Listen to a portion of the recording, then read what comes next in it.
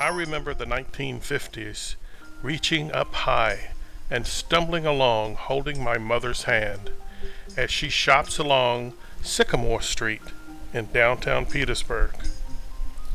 Then almost every storefront was open, like Center's, Rucker Rosenstock, The Globe, Tots and Teens, Taylor's Menswear, the Five and Dime, the Bluebird Movie Theater, and the rich, auspicious marble bank interiors.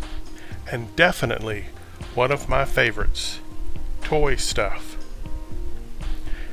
As time passed and Walnut Hill Plaza was built, downtown Petersburg began to suffer. Walnut Mall in the late 1960s and South Park Mall in the 1980s and 1990s pretty much put a finish to downtown Petersburg shopping. I started my first business on Sycamore Street in 1974, Cockade Fire Insurance Company. I worked with the Center City Association and dreamed up lots of ideas to improve downtown. However, in my mid-20s, I was not taken seriously by dozens of store owners that pretty much ruled their own enterprise and supported mainly their own ideas.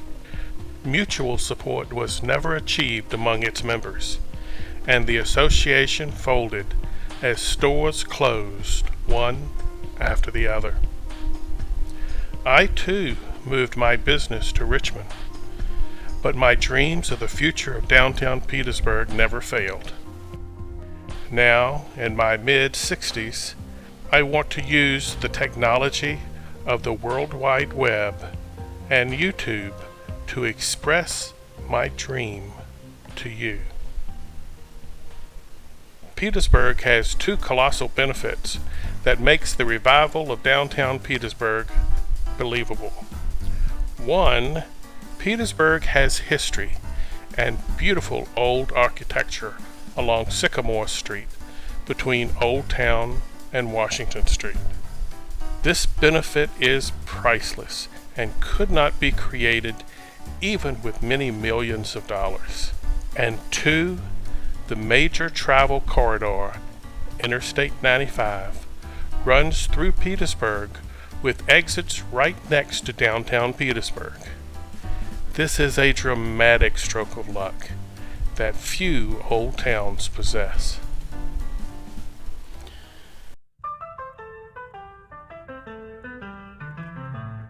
Imagine Lower Sycamore Street and Old Town as it was between 1890 and 1910. No cars, only horse-drawn wagons and carriages. Inside this store and restaurants look very much like the time period, including the dress of store owners and workers. The security or police are dressed also in the same period attire. In the store, visitors discover merchandise that the time traveler would expect at the turn of the 20th century. I will explain how this is done later. As you move up Sycamore Street toward Tabb Street, you move in time to the 1920s and 1930s. The cars parked along the streets are vintage vehicles that match the time. The stores contain merchandise of that time, and the restaurants look like music clubs with entertainment that reflects the period, much like the old movies of the time.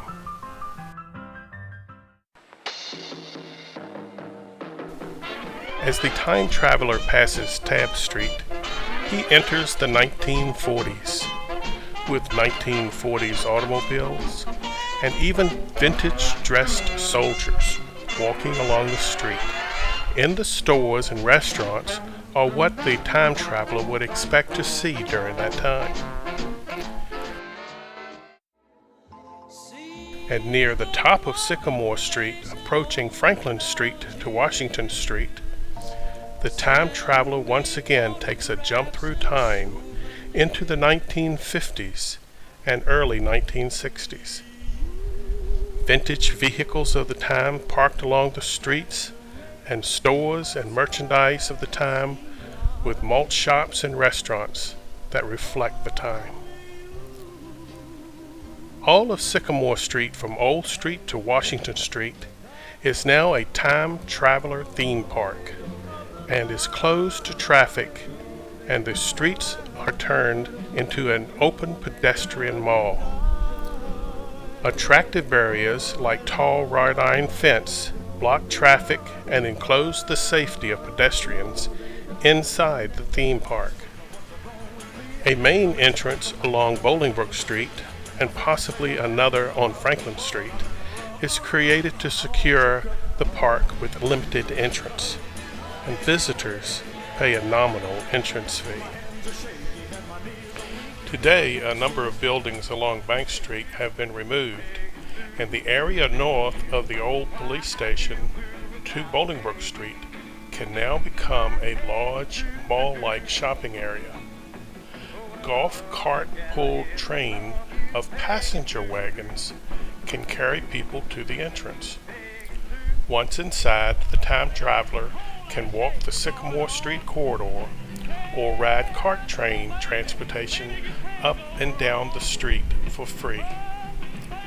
Time traveler visitors can take purchases to the cart train and ride to the parking area, unload, and ride back for more food, fun, and shopping.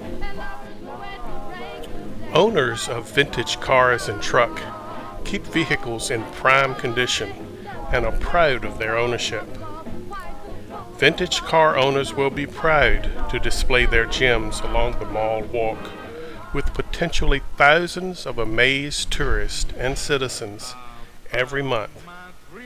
There can even be an unobtrusive standard window display identifying the year, make, and owner information. Some can even be made available for sale. Owners can display their vehicles as long or as short as they wish. In recent years, there has been a proliferation of antique malls. Being an antique dealer is a rewarding hobby. The usual method of renting space in an antique mall and finishing it with your finds is often a money-losing ordeal because of the initial layout of rent. Here is a better deal for Petersburg and the potential money-making plan for both startup and experienced antique dealers. Antique dealers will not be required to pay rent and will have no private space. Antique dealers bring their merchandise to a central location with a special standardized pre-printed price tag. This price tag has a barcode identifying the dealer and the item. Store managers and knowledgeable pickers visit the location and pick items that best represent the time period where their store is located. Stores may also specialize in glassware, tools, figurines, art, furniture, and so forth. This will provide store managers with all the merchandise they need to have a well-displayed but not overstocked store. Other stores along Sycamore Street can be identified as reproduction stores, displaying items customary for the time which the store is located. Stores like men's suits and hats, ladies' fashions, home furnishings, and even vintage hair makeovers. These enterprises can help provide jobs and even careers for the people of Petersburg who contribute with talented hands. First, citizens of Petersburg need to discover their special talent. Are you good with your hands and can build a coffee table? Can you make a small sculpture that can fit in a shopping bag? Can you make a peg-leg stool like that which may have been found on board a wagon train in 1890? Does your grandmother have an old nightstand that you can reproduce in your garage? Are you an artist that can make decorative vintage-looking wall hangings? Are you a creative electrician that can turn an old coffee grind into a lamp? Can you stitch together clothes to create vintage clothing?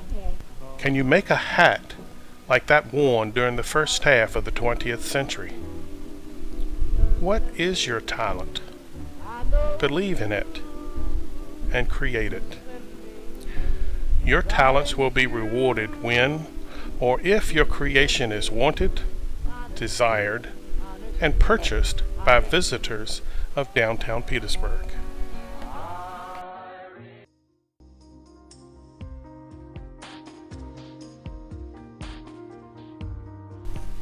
Your items display a standardized price tag available at a selected Petersburg printer. The price tag displays a barcode, and that identifies the D, dealer, or C, creator, and a number which identifies the item.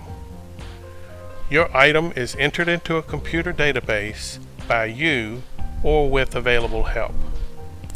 The DC code and ID number are not editable. However, with any computer device, the DC can enter or edit the description and price. If the item is not selling fast enough, the DC has the ability to change the description or price, or lower the price with a special sales price. The DC has access to his or her items in the database. The DC will know when the item is sold, and funds are remitted to a special bank account on a daily or regular basis. When an item is chosen for display by one of many stores, the store code is identified in the barcode. If the DC wishes to retrieve their items, they will have a better idea where they can be found. Simply show your proof of ID at checkout. Potential customers with smartphones can scan the barcode to identify the item and its sales price. Although it may be possible to make transactions on the smartphone, it may be greater security to be paid through the checkout location near the entrance. The corporation is organized as a mutual not-for-profit organization with a planning and organization board of 12 persons nominated on a regular basis by operational managers and prepared food location owners. Proceeds to be managed by the board of directors and the balance equitably distributed among the mutual owner employees. Actions and decisions of the board is open to all interested employees.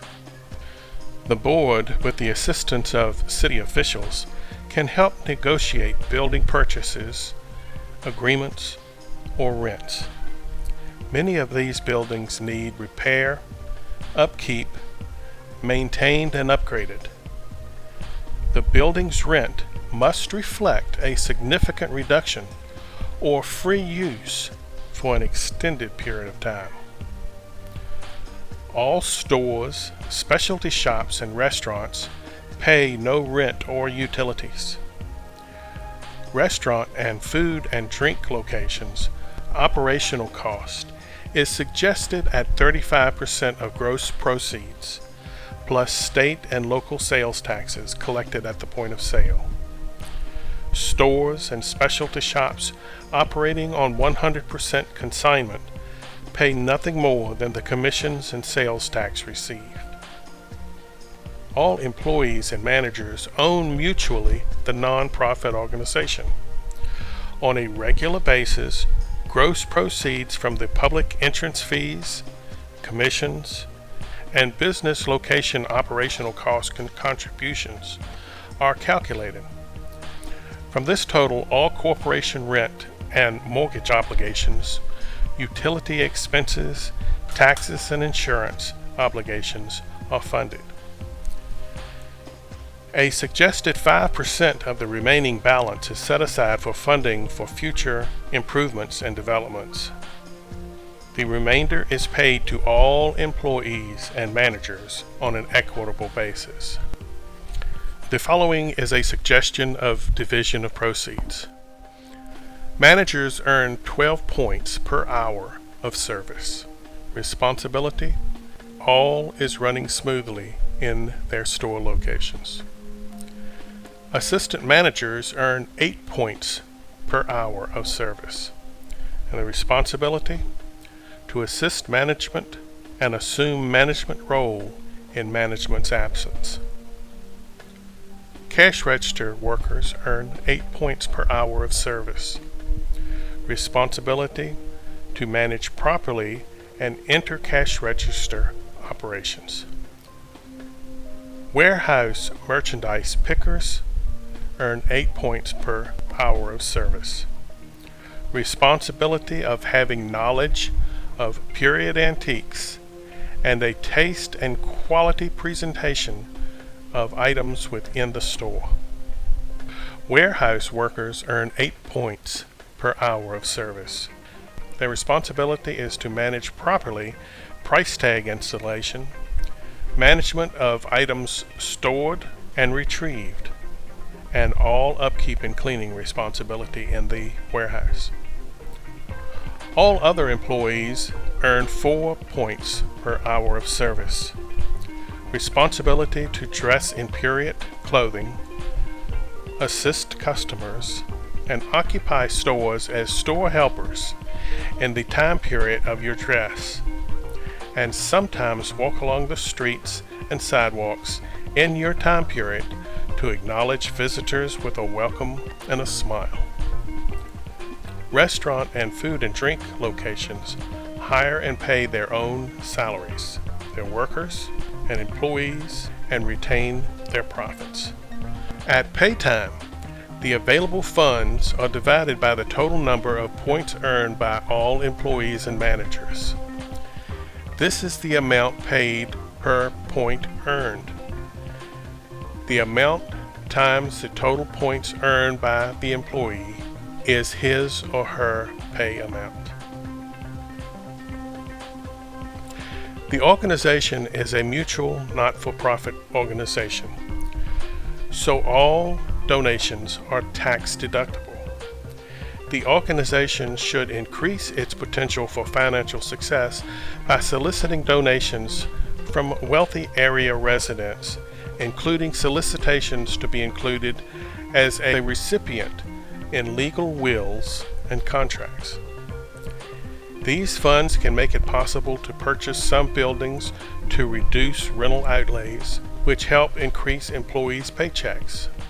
Funds received can also be added to the 5% development fund to make projects happen earlier.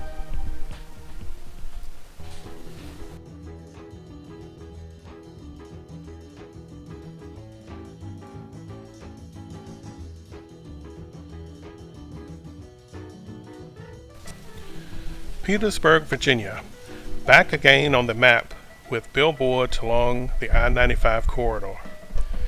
Petersburg, a time traveler's walk through time, 1890 through 1960. Antiques, reproductions, restaurant, vintage car showings and sales.